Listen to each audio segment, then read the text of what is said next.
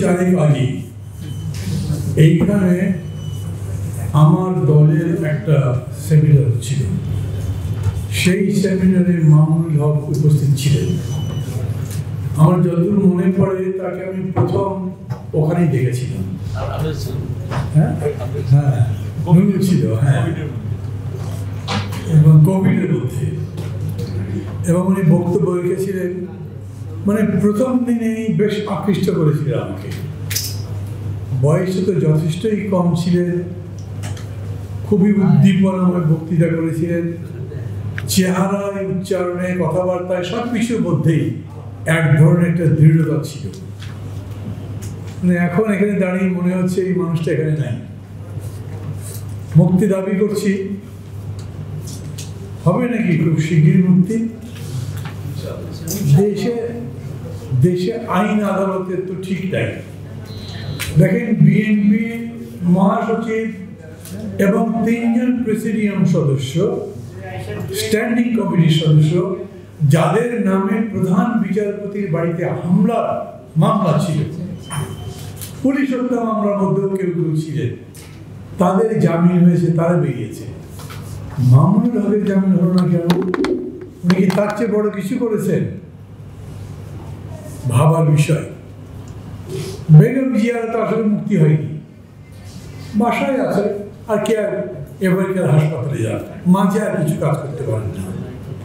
এবং আমরা এরকম একভাবে মেনেও নিয়েছি। কবে হবে মুক্তি? সবাই বলেছেন যেদিনই সরকার যাবে সেদিন মামুনুল হক সহ আলেম ওলামা যারা আছেন, অন্যান্য রাজনৈতিক নেতা আছেন, তারা বের হবেন, তাই তো? তার আগে হতে পারে নাকি জানি না, আপনারা জানেন। আমি প্রেস ক্লাবের এক সেমিনারের মধ্যে বিএনপির এক নেতাকে জিজ্ঞেস করেছিলাম, আপনারা যে বলছেন আগে রাজনৈতিক নেতাদের মুক্ত করবে, এটাই আমাদের প্রধান কাজ, এখন তাহলে যদি মুক্তি না দেয় কি করবেন? না হয় মনে হয় মুক্তি দেবে। আপনারা তো কেউ সেরকম বললেন না, মনে হচ্ছে দেবে খুব শিগগির। তা যদি না হয়, এবং যেরকম করে বক্তৃতা দিয়েছেন, তার মানে আন্দোলন করেই বের করতে হবে, তার মানে সরকারের পতন ঘটাতে হবে, তারপরে জেলের তারা ভাঙবেন এবং তাকে নিয়ে আসবেন। আমি কথা লম্বা করবো না, একটার মধ্যে শেষ করে দিতে চাইছেন না, মিনিট খানিক কি বলে বাকি আছে একটা বাজতে। আমি 1 মিনিটের মধ্যে কথা শেষ করতে পারবো না, কিন্তু দরকারি কয়েকটা কথা আমার বলা উচিত মনে হচ্ছে। কেন? সবাই বলেছেন আন্দোলন করতে হবে এবং তার জন্য ঐক্যবদ্ধ আন্দোলন লাগবেই, ঐক্যবদ্ধ আন্দোলন লাগবেই। কেন বলেন তো? এত বড় মুক্তিযুদ্ধ হলো, বাংলাদেশ স্বাধীন হয়ে গেল, তখন তো কোনো ঐক্য লাগে নাই। শেখ মুজিবুর রহমানকে অন্যান্য দলের নেতারা বলতেন, আপনি জাতির মুক্তির আন্দোলন করছেন, তো সমস্ত জাতিকে ঐক্যবদ্ধ করবেন না, রাজনৈতিক দলগুলোকে ঐক্যের জন্য ডাকে। উনি বলেছিলেন যাদের বয়স হয়েছে, মানে তখন যারা মনে রাখতে পারে সেই সময়ের কথা, উনি বলেছিলেন আমার ডাকার দরকার কি, তোরা সাইনবোর্ড বললে আমার দলে যোগ দিয়ে দেন। ওনারা সাইনবোর্ড বদলাননি, যোগও দেননি। আর জানেন তো, মৌলানা ভাসানী যখন ভারতে গেছেন, তখন মৌলানা ভাসানী ওনারাই বলেন এক প্রকার নজরবন্দি ছিলেন, কাজকর্ম করতে পারেনি। আবার জাতীয় মুক্তির লড়াই চাইতে বড় কোনো লড়াই তো নাই জাতির জন্যে। সেই লড়াই জাতীয় ঐক্য ছাড়া হয়েছে। আজকের ঐক্যের প্রশ্ন এত বড় করে তুলছেন কেন? এই 15 বছরও তো এরকম করে তোলেননি। কারণ এই 15 বছর পর্যন্ত সরকারকে সরাতে পারেননি বলে একটু একটু হতাশ হচ্ছেন। মানুষ এরকম বলছে 7 তারিখের পরে এই সরকারকে আপনারা সরাতে পারবেন না, এরা আবার 5 বছর থাকবে। আপনারা কি মনে করেন? আমি প্রথমেই একটা বলি, রাজনীতি যারা করেন তাদের কাজ হচ্ছে মানুষের চোখে স্বপ্ন বোনা, আরো সুন্দর দিনের জন্য, সুন্দর সময়ের জন্য, একটা সুন্দর পরিবেশের জন্য, সুন্দর দেশের জন্য মানুষকে আশাবাদী করে দেয়। হতাশার চাষ করা না, বরঞ্চ মানে হতাশার বাড়ির মধ্যে দাঁড়িয়ে উনি একটা আশার সৌধ গড়বার কাজ করতে পারবেন। রাজনীতিবিদ তিনি, নেতা তিনি হবেন। মানুষ কি হতাশ? আমার মনে হয় না। আমাদের দলের পক্ষ থেকে, আমি বলি কেন, আমাদের দলের পক্ষ থেকে আমরা গত বেশ কয়েকদিন ধরে একটা গণস্বাক্ষর কর্মসূচি করছি। রাস্তার পাশে লম্বা একটা টেবিল বিছিয়ে দিই, এদিকে চেয়ার থাকে, এদিকে মানুষজন আসে, ওখানে আর একটা জায়গায় ডায়াস থাকে, কেউ একজন বক্তৃতা করেন। আমরা বলি ভোট যারা দিতে পারেননি তারা এসে সই করে যান। আমরা যত লম্বা কাপড় বানাবো সারা দুনিয়ার মানুষকে একসময় দেখাবো, দেখো কোনো মানুষ ভোট করে নাই। মজার ব্যাপার হলো রিক্সাওয়ালারা রিক্সা থামিয়ে থামিয়ে এসে সই দেন আর বলে, খালি রিক্সাওয়ালারা নয়, মেহনতি মানুষ যারা আছে, কর্মজীবী মানুষ যারা আছে, অফিস যারা যায়, তারা এসে বলে এই কাজটাই করা দরকার, আমি এটাই মনে করছি ভোট দিতে পারলাম। তো সেই লোককে আমি হতাশ দেখি না। হতাশ হয় বেশি মধ্যবিত্তরা। মধ্যবিত্ত তো বৃত্তের এদিকেও থাকে, ওদিকেও থাকে। যখন অবস্থা খারাপ দেখে ভয় পায় আমার বৃত্ত চলে যাবে, তখন বৃত্তবানদের পক্ষে একটু একটু কথা বলে। আর যখন অবস্থা ভালো দেখে তখন দেখে কোনোদিনও হয়তো মিছিল আসে নাই, কিন্তু সেদিন সবার আগে মিছিলের সামনে চলে যায়। ওই মধ্যবিত্তের মানসিকতায় হবে না। বরঞ্চ এইটা সত্যি কথা হচ্ছে, এর চাইতে অনেক জটিল সময় আমরা পার করেছি। যখন হামলা করেছিল পাকিস্তানিরা, সত্যি কথা, আওয়ামী লীগ বা আওয়ামী লীগের নেতারা তো কোনো দিক নির্দেশনা দেননি। মানুষ নিজে নিজে পথ বের করেছে, মানুষ নিজে নিজে ঘুরে দাঁড়িয়েছে, নিজে নিজে লড়াই সংগঠিত করেছে। এটা ঠিক, আমাদের পাশে ছিল ভারত, সেখানে গেছি, তারা সহায়তা করেছে, তারা তাদের মতলবি করেছে, তাদের স্বার্থে করেছে। কিন্তু এই যুদ্ধের প্রস্তুতি নিয়ে আমরা তো যুদ্ধ করিনি, তারপরে যুদ্ধটা জিতেছি। আজকের বাস্তবতা হচ্ছে এই সরকার, এই নির্বাচন, এটা কি নির্বাচন বলা যায় 7 তারিখেরটা? কোনো নির্বাচন হয়নি। 95% মানুষ ভোট দেয়নি, আর 5% মানুষ তাও আবার কোন মার্কায় ভোট দিয়েছে কে জানে, কেউ তো দেখতে যায়নি। একই পার্টির 3 মার্কা যদি হয় তাহলে কাকে ভোট দিয়েছে? 5% ভোট দেওয়া মানে আওয়ামী লীগের লোকও তো সব ভোট দেয়নি। এই ভোটে আওয়ামী লীগের জোট ভেঙেছে, এই ভোটে আওয়ামী লীগের দল ভেঙেছে, এখনো মারামারি চলে। এই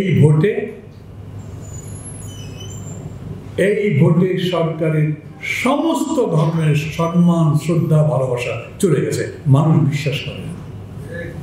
আজ পর্যন্ত আমি বলি আপনাদের, যাদের কাছে মনে হয় যে আমরা পরাজিত হয়েছি, ওই মানুষদের সাথে কথা বলেন, তারা বলবে ভাই কিছু কি করবেন না, কিছু কি হবে না? সাধারণ মানুষ আমরা করতে পারি নাই। কেন পারি নাই সেটা লম্বা আলোচনা, বিশাল আলোচনার মধ্যে যাচ্ছি না, কিন্তু আমি আপনাদেরকে এই কথা বলবো, এই মানুষ আবার ঘুরে দাঁড়াতে চায়। আচ্ছা, লড়াই কি করেছে? আমরা তো বলেছিলাম এই সরকারের পদত্যাগে বাধ্য করব। কোনোদিন সরকারের সামনে দাঁড়িয়ে বলেছি আমরা দাঁড়ালাম, তুই যা, তুই যতক্ষণ না যাচ্ছিস ততক্ষণ আমি যাব না। এরকম মুখোমুখি সামনাসামনি তো দাঁড়াইনি। আমরা সমাবেশ দিয়েছি, পুলিশ বাধা করে দিয়েছে, সমাবেশ সরিয়ে দিয়েছি। তারপরে যে সমাবেশ করেছি, আচ্ছা বলেন তো 28 তারিখের সমাবেশে যদি ওইখানে মঞ্চ থেকে এরকম করে বলা হতো আমরা পুলিশের পারমিশন নিয়েছি, আমাদের সমস্ত অনুমোদন আছে, তারপরে কারা যারা ওই মুজিববাদী আওয়ামী লীগের পান্ডারা আমাদের সভা ভাঙতে চেষ্টা করে, আপনারা রুখে দাঁড়ান, কি হতো বলেন তো? অস্তিত্ব থাকতো না সরকারি দলের, পুলিশগুলো পাওয়াতো। আমি তাই মনে করি শেষ পরিণতি কি হতো তা আমি এখনই বলতে পারবো না, ওটা কি জোর করে বলা যায়? কিন্তু এটা তো ঠিক, আমরা যে সেদিন ঘুরে দাঁড়িয়েছি সেটা ঠিক ঘুরে দাঁড়ানো নয়। আমরা মঞ্চ থেকে নামতে নামতে প্রায় ছুটতে ছুটতে বলেছি কালকে কিন্তু হরতাল, এবং মানুষ হরতাল করেছে। এই যে ঐক্যের কথা বলছেন না, বলছেন ঠিকই। আমি যদি আপনাদেরকে জিজ্ঞেস করি ঐক্য মানে কি বলেন তো, ঐক্য বলতে কি বোঝাচ্ছে? এক মঞ্চে যাবেন, খেলাফতে বসিস এক মঞ্চে যাবেন, জামাতের সঙ্গে যাবেন, আর যারা যারা আছে সবার সাথে যাবেন। রিয়েলিটি হচ্ছে সবাই এক মঞ্চে যাবে না, যায়নি, অতীতে কখনো যায়নি। এরশাদের বিরুদ্ধে যখন আন্দোলন হয়েছে তখনও 3টা জোট আলাদা আলাদা হয়েছে এবং যুগপৎ আন্দোলন হয়েছে। কিন্তু যুগপৎ আন্দোলন মানে তো ঐক্যবদ্ধ আন্দোলনই, একই কর্মসূচি, একই দিন, একই জায়গায় প্রায় একসাথে মিছিল করছি। একটা মিছিল আগে, একটা মিছিল পরে, লম্বা করে যদি দেখেন, একটা ছবি যদি তোলেন, মনে হবে একটা মিছিল। আমরা বলেছি যুগপৎ আন্দোলনে সবাইকে নামাবো, সবাই নামবেন এবং তারপরে দেখা যাবে আমরা মিছিলের মধ্যে, রাজপথের মধ্যে একাকার হয়ে গেছি ঐক্য করে। এর বিকল্প পারা যাবে? যেটা পারবো না সেই ধরনের স্বপ্ন দেখিয়ে কোনো লাভ নেই। আমি মনে করি এখনো পর্যন্ত এই আন্দোলন জীবিত আছে। আমি আবার বলি, আমি মনে করি ধরুন 2018 সালে যে ভোট ডাকাতি হয়েছিল আগের রাত্রে, তারপরে মনে করে দেখেন 2.5 মাস পর্যন্ত আমরা বিরোধী দল কোনো প্রতিবাদ করতে পারিনি। প্রতিরোধ করা তো দূরের কথা, কিন্তু এইবার 7 তারিখের আগে, 7 তারিখের পরে আজ পর্যন্ত লাগাতার প্রতিবাদী করছি, আমরা আন্দোলন করছি, রাজপথে আছি। আমি আমার কথা বলতে পারি, আমাদের জোটের কথা বলি, গণতন্ত্র মঞ্চ গতকালও একটা প্রতিবাদ সভা করেছি। আবার এই যে ব্যাংক ডাকাতি, চুরি যা করেছে না, এটার বিরুদ্ধে প্রতিবাদ করে, মিছিল করে, সরকারি মন্ত্রণালয় ঘেরাও করবার জন্য 28 তারিখে আবার প্রোগ্রাম দিয়েছি। আমি বলি কি, সবাই মিলে দাঁড়ান, সামনে রোজা আসছে না, জিনিসপত্রের দাম কমবে। মন্ত্রী একজন বলেছিলেন 7 দিনের মধ্যে সিন্ডিকেট ভেঙে দেবো। সিন্ডিকেট আরো জোর পাচ্ছে, কিচ্ছু করতে পারি। ও সিন্ডিকেট মানে বোঝেই না। আগের মন্ত্রী ছিল মুন্সি, সে বলেছে ওদেরকে হাতি দিতে পারি না, প্রধানমন্ত্রীর সাথে আলাপ করতে হবে। প্রধানমন্ত্রীর সাথে মুন্সি আলাপ করেছিলেন কিনা আমরা জানি না, কিন্তু এইবার দেখলাম প্রধানমন্ত্রী বলেন রমজানে খাবারের কোনো অভাব হবে না, বাজারে সব 6 লাখ থাকবে। তাহলে 50,000 টন, 50,000 টন নাকি বোম পেঁয়াজ কেন ভারত থেকে আমদানি করছেন? দাম কমবে? 4টা জিনিসের উপরে শুল্ক কমিয়ে দিয়েছেন। তারপরে ইচ্ছা করেই আমি এই পত্রিকাটা নিয়ে আসলাম, প্রথম আলো আজকের পত্রিকা, শেষ পৃষ্ঠায় উল্টো বেড়েছে চিনির দাম। শুল্ক কমিয়ে দেওয়ার পরে উল্টো বেড়েছে চিনির দাম। কোন জিনিসের দাম কমেনি, তার মানে ওরা দাম কমাতে পারবে না। আচ্ছা, আমরা যদি ক্ষমতায় থাকতাম আমরা দাম কমাতে পারতাম? আমরা মানে কারা বলেন তো? কেউ বলছেন না। আচ্ছা, কারা ক্ষমতায় আসবে, কি সরকার হবে, এটা পরে না। পরে মানে কি, পরে করতে পারে, কিন্তু যেই দিন সরকার যাবে সেই দিনই পরের সরকার কিন্তু গঠন করতে হবে। বলে রাখবেন, 1 মিনিটের জন্য ক্ষমতা তো খালি যেতে পারে না। অতএব আমরা সবাই মিলে আলোচনা করেই বলছি একটা অন্তর্বর্তী সরকার হবে, সেটা নিজেরা মিলে ঠিক করবে। এরশাদ সাহেব প্রশ্ন তুলেছেন, তা আমি কার কাছে ক্ষমতা দেবো আপনারা বলেন? মানে আমাদের একটা ঝগড়াঝাটি লাগাবে। এখন কি সুব্রতদা প্রধানমন্ত্রী হতে চাইবে নাকি নূর প্রধানমন্ত্রী হতে চাইবে? ঝগড়া লাগবে দুজনের মধ্যে, এই জন্য লাগিয়ে দিচ্ছে। আপনারা সরকার কিভাবে করবেন বলেন? আমরা বলেছি তুই আগে যা, দেখ সরকার করতে পারি। এরশাদ গেছে, আমরা সরকার বানিয়েছি তো, নির্বাচন হয়েছে তো। আজও বলছি শেখ হাসিনার সরকার যাবে, আমরাও সরকার বানাতে পারি, কারণ এটা অন্তর্বর্তী সরকার বানাবো। এই সব বিষয়গুলো চিন্তা ভাবনা করেই বলা হয়েছে। এমন নয় আমরা কেবল আবেগে দৌড়াচ্ছি, কেবল হুজুকে দৌড়াচ্ছি। আমরা যারা যারা বসে বসে এগুলো ভাবছি, আপনারাও ভাবছেন, সবাই মিলে সেই কাজটাই করার চেষ্টা করছি। আমি মনে করি যদি নিজেরা নিজেদের উপরে বিশ্বাস রাখি, প্রত্যেকে যে যার জায়গা থেকে আন্দোলন করেন, আপনার সঙ্গে যাদের যাদের মিলে তাদের সাথে জোট বাঁধেন, সেই জোটগতভাবে আন্দোলন করেন। যাদের সাথে পুরা মেলে না, এখন আপনি খেলাফতের শাসন চান, আমি অবশ্য জানি না ইসলামী আন্দোলন কি খেলাফত বলেন, জানি না। জামাত ইসলাম বলে আর অন্যান্য পার্টিরা বলে, আপনারা কি হেফাজতের সঙ্গে আছেন? মানে আমি প্রশ্ন করে বিব্রত করতে চাইছি, আমি জানি না। কিন্তু আমাকে যদি জিজ্ঞেস করেন, আমার কাছে খুবই ভালো লেগেছে এখানে এসে, আপনাদের খুবই আন্তরিকভাবে ধন্যবাদ দিচ্ছি। যখন বক্তৃতায় বলছেন আজ কোনো পার্থক্য করতে চাই না, ধর্মাশ্রয়ী, ইসলামপন্থী, কমিউনিস্ট, মধ্যপন্থী, গণতন্ত্রী সবাই মিলে আন্দোলন করতে হবে। বলছেন তো? তাই যদি হয় তাহলে সবাই কাজ যাতে একসাথে আন্দোলন করতে পারে সেই ফর্মুলাটা বলেন। আপনি যদি আমাকে বলেন কমিউনিস্ট পার্টি এসে যাতে ইসলামী শাসনের পক্ষে কথা বলে, তা তো আর হবে না। তারা তাদের জায়গা থেকেই বলবে।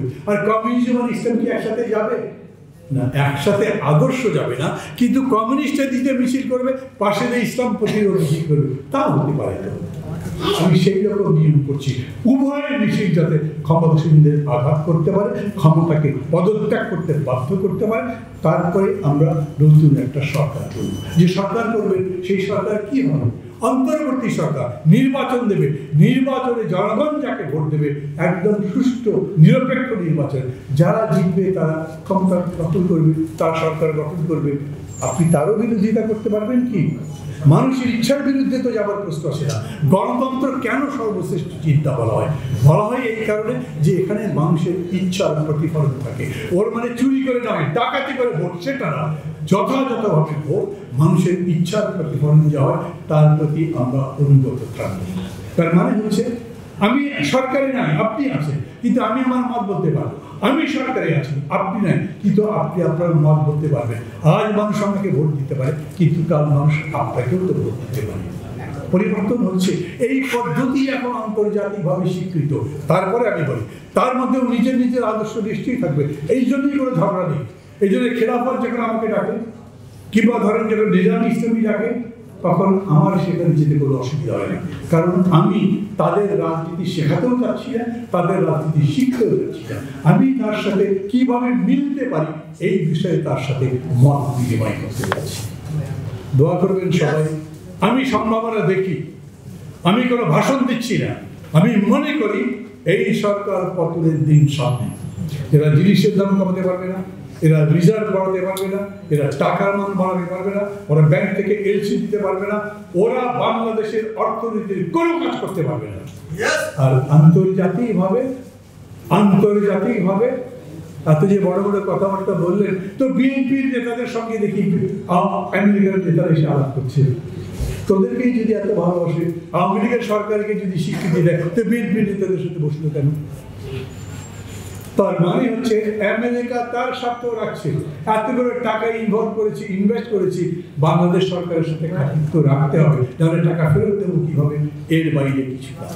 পৃথিবীর কোনো দেশ, ওই রাশিয়া, চীন, ভারতের কথা বাদ দিন, ওদেরও আবার নিজেদের মধ্যে ঝগড়াঝাটি আছে বলে একজন আরেকজনকে কাছে টানার চেষ্টা করবে। নইলে এই সরকারকে কেউই কোনোভাবে সমর্থন করে না। দেশের মধ্যে, আন্তর্জাতিকভাবে, দেশের অর্থনীতিতে, রাজনীতিতে, সমাজে কোনো জায়গায় সরকারের পক্ষে কোনো কিছু নাই। অতএব আমরা সবাই মিলে যদি নামতে পারি, সরকারের পতন খালি দিন বলতে হবে। ভালো থাকবেন সবাই। খোদা হাফেজ।